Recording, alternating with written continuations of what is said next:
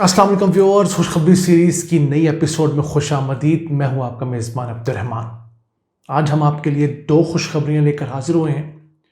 पहली खुशखबरी तो हमारे उन नाज़रीन के लिए है जो गाहे बगाहे हमसे पूछते रहते हैं कि जनाब एहतसाब का वादा क्या हुआ और ये करप्ट अनासर से रिकवरी क्यों नहीं हो रही।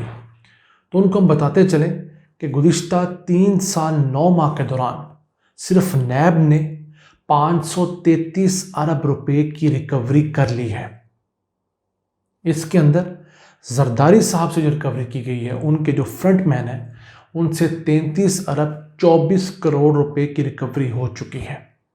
आज उस पर नजर डालेंगे और ये डिस्कस करेंगे कि क्या वजह है कि ये रिकवरी बहुत ज़्यादा नहीं हो रही और नैब के केसेस सियासतदानों के खिलाफ क्यों नहीं चल पा रहे। इसके साथ दूसरी खुशखबरी है कि पाकिस्तान के अंदर एक बहुत बड़ी लानत थी।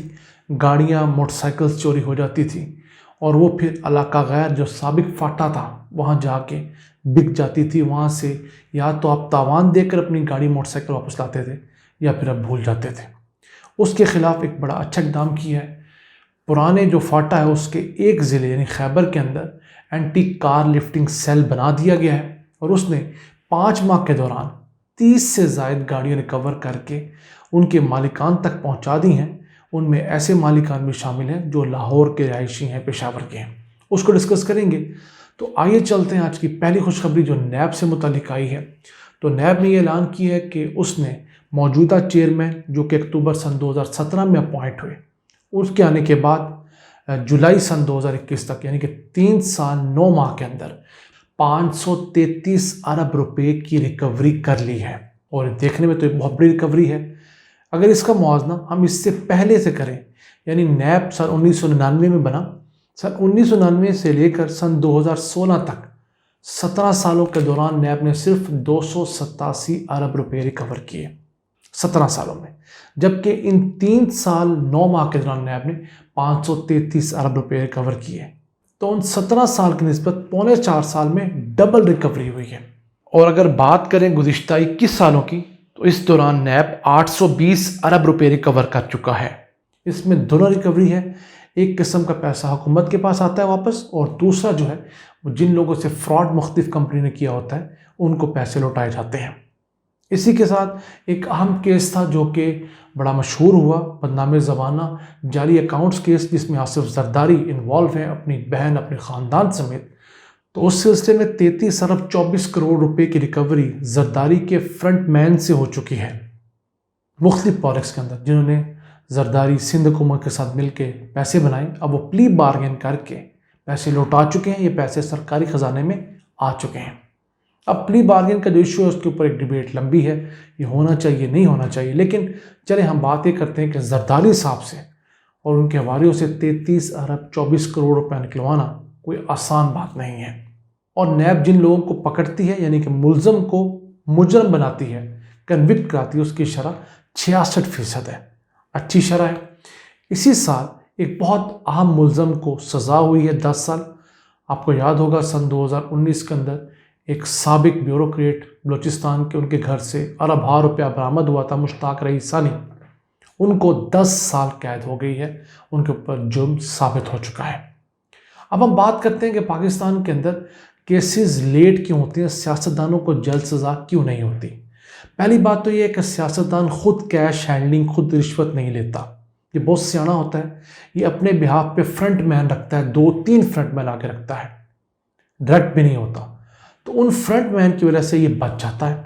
ब्यूरोक्रेट्स के भी फ्रंट मैन होते हैं, कभी इनका कोई रिश्तेदार का आगे रिश्तेदार वो फ्रंट मैन होता है, तो नैब उसको पकड़ती जिसने रिश्वत दी या ली, उस वजह से ये लोग बच जाते हैं। दूसरा, ये लोग एक बयानिया इस किस्म का बना लेते हैं कि जैसे नवाज शरीफ ने कहा मुझे क्यों निकाला, मुझे करप्शन की वजह से नहीं, मुझे इस्टेब्लिशमेंट से लड़ने की वजह से निकाला, वो फ़ायदा। और तीसरा, हमारे यहाँ अदालतों के अंदर बोझ बहुत ज़्यादा है एहतसाब अदालतों में, तो इन लोगों को बार बार तारीख मिल जाती है। इस वक्त 1300 अरब रुपए मालियत के जो करप्शन के 1273 मुकदमा जो हैं वो पाकिस्तान की 24 जो एहतसाब अदालतें उनके अंदर पेंडिंग पड़े हुए हैं। उनमें से भी 4-5 जजेस नहीं है, 20 जजेस के ऊपर इन 1273 मुकदमात का बोझ है।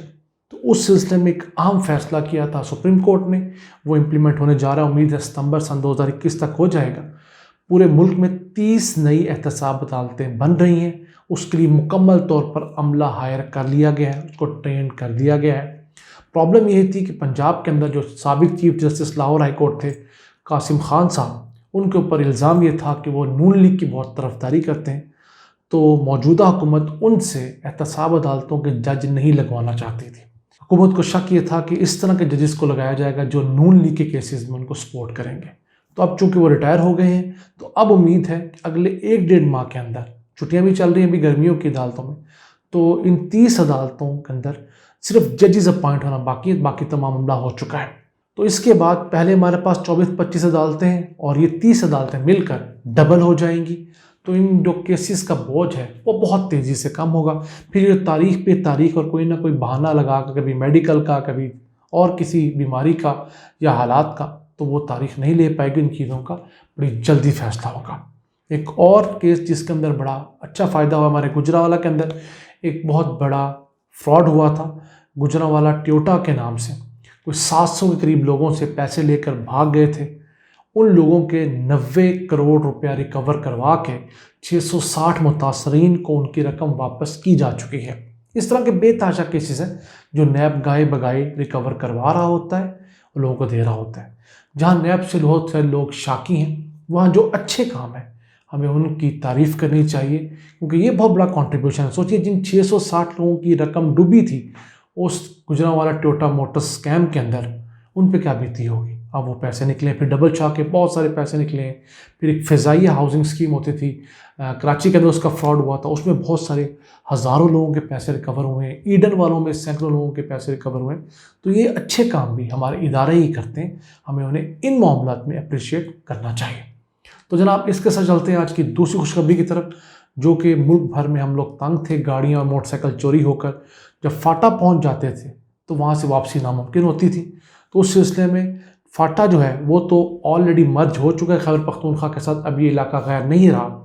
तो पहले ये था कि फाटा की 7 एजेंसीज हुआ करती थी। उन 7 एजेंसीज को अब खैबर पख्तूनख्वा के अंदर बाकायदा तौर पर जम करके अजला का दर्जा दे दिया गया है। उसके अंदर एक अच्छी बेहतरी ये आई है कि हर ज़िले के अंदर हुकूमत ने एक एंटी कार लिफ्टिंग सेल बनाने का ऐलान किया है। और पहला ज़िला जिसके अंदर एंटी कार लिफ्टिंग सेल बना दिया गया है वो खैबर ज़िला है, जो पहले खैबर एजेंसी होती थी। अब इस एंटी कार लिफ्टिंग जो सेल है, इसके अंदर 12 एहलकार हैं अफसरान समेत।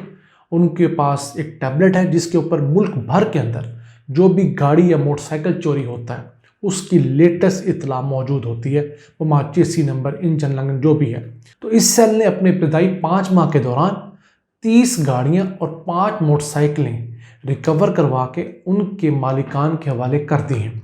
ये बड़ी बात है कि यहाँ से लोगों को चीज़ें रिकवर होना शुरू हुई हैं। इसमें ऐसी गाड़ियाँ भी शामिल हैं जो सन 2012 में लाहौर से चोरी हुई।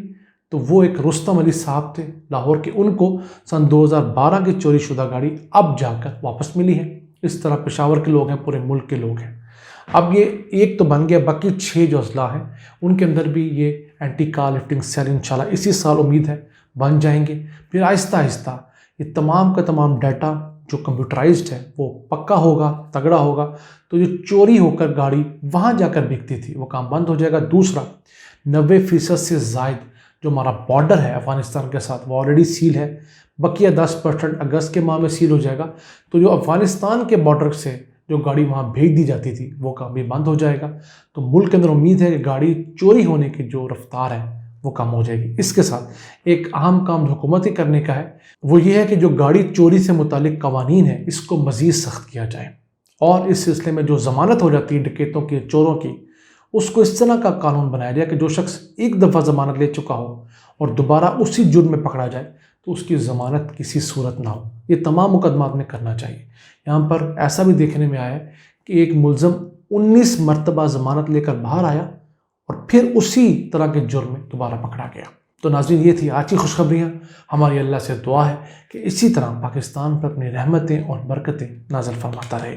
अपने मेज़बान अब्दुर्रहमान को इजाज़त दीजिए। अल्लाह ने के बाद।